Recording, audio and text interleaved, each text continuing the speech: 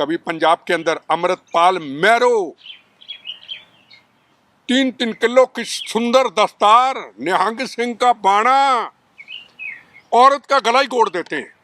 और बुजदिल कायर और मैरो के शहरों और बुजदिल कायर और उसका अपने जो मानते हैं परना बांधते हैं निहंग सिंह, उसको अपमानित कर दिया तुमने, उसी से गला कोट डाला और बलात्कार भी तुम लोगों ने कर डाला औरत का। कमाल है। ये तलवान है क्या? तलवानियों ने भी ये कर्म बंद कर दिया। तलवानियों का काम अमृतपाल तुम्हारे जैसे लोगों ने पकड़ लिया, अब भाग गया, दुबई भाग गया। और बुजदिल कायरो निहत्थे लोगों को मारते हो, वो भी औरत को मारते हो। उनके खिलाफ कोई शिकायत है तो पुलिस में जाओ, उनके खिलाफ शिकायत है तो कोर्ट में जाओ। निहत्थी औरत को मार डाला तुमने और परना निकाल के मार डाला, और तेरे साथ निहंग सिंहों ने बलात्कार भी कर डाला। ये सिख कौम की पहचान है।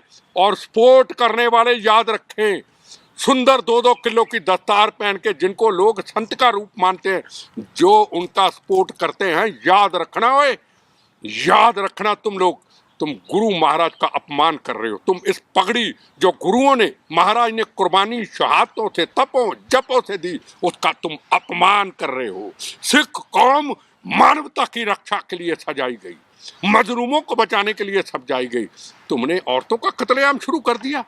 तुमने पुराने इतिहास के कूनी पन्नों को फिर खोल दिया। अगर कोई नहीं मानेगा उसको मार देंगे। तुम्हारी गुंडो ऐसी की तैसी बदमाशो। चोला उतारो तो अपनी औकात देखो, औकात। 10 दिन के अंदर तुम्हारी सुंदर चोला उतारो, औकात देखो। कुत्ता नहीं तुमको सड़क पे पूछेगा, तुम्हारी ये औकात है। ये तुम्हारी जो इज्जत है ना, ये गुरु महाराज की दी हुई दस्तार की इज्जत है।